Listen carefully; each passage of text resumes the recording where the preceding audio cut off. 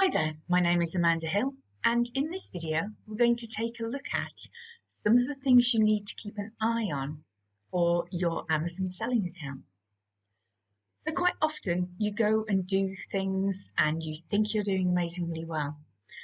Partway through you sort of think, well, hang on a minute, I'm not earning as much money as I expected to, or some things are just not shifting.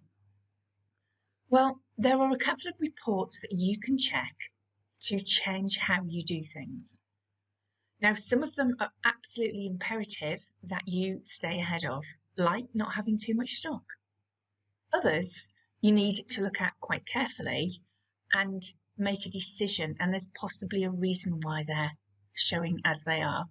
Let's just take a quick look at what it is and where it is. So this great report, which you can find hiding in plain sight, if you go to your little hamburger, your three little dashes, and then you go down to inventory and go down to your dashboard, and then what you're going to click is inventory.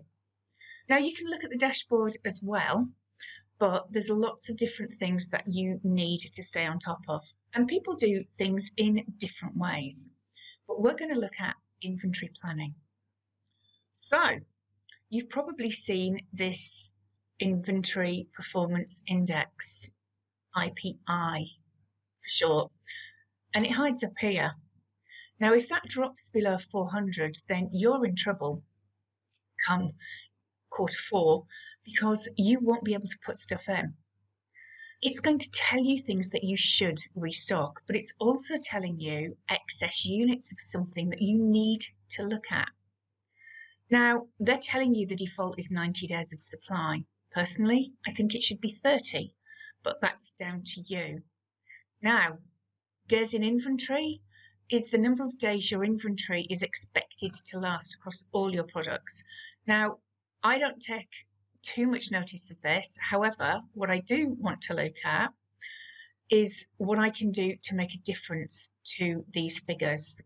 And you actually have a great little indicator to do that. So you can have all of this broken down. So let's just take a look.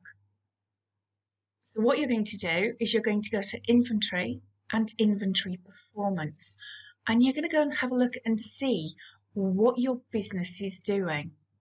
So you can see over the last 7 days, this has dropped by 10 points, and there's a good reason for that.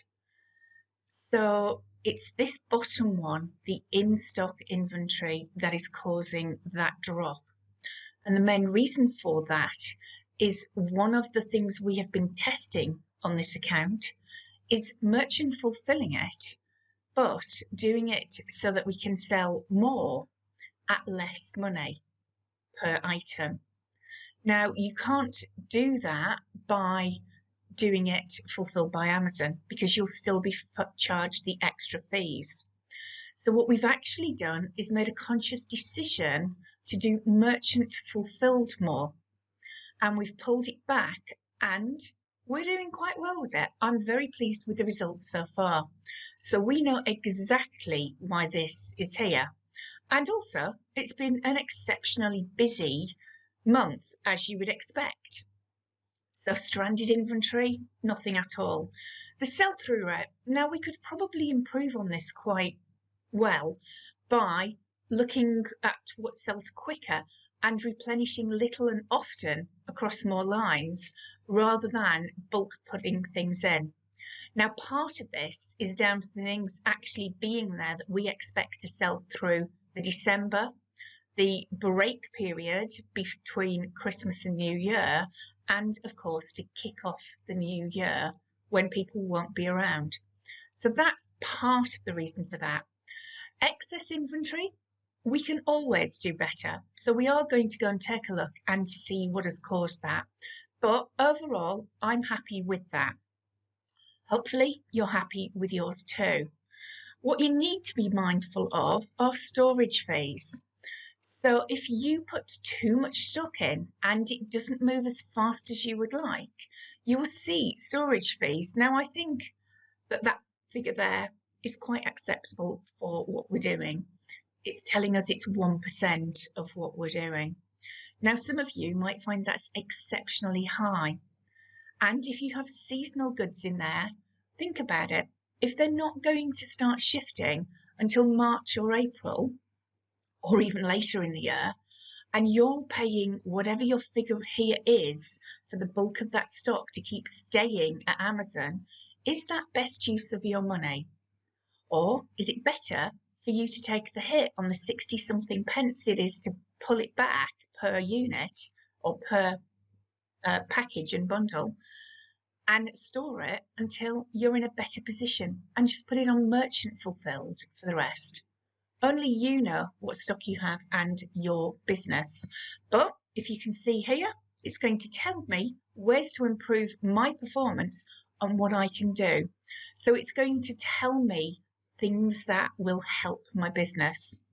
Now, don't just listen to everything they're saying. You understand your business, or you really should, better than anybody else. So if you know that you've got a sale coming in January and you're going to expect to be able to push an awful lot more through of the excess stock you've got sitting there, then great, take that route. But what you don't want to be doing is having money tied up in stock that's just sitting there. And in this case, it's actually taking even more money off you. So do think carefully and go and take a look and see what your business is doing. Hopefully that's been helpful to you.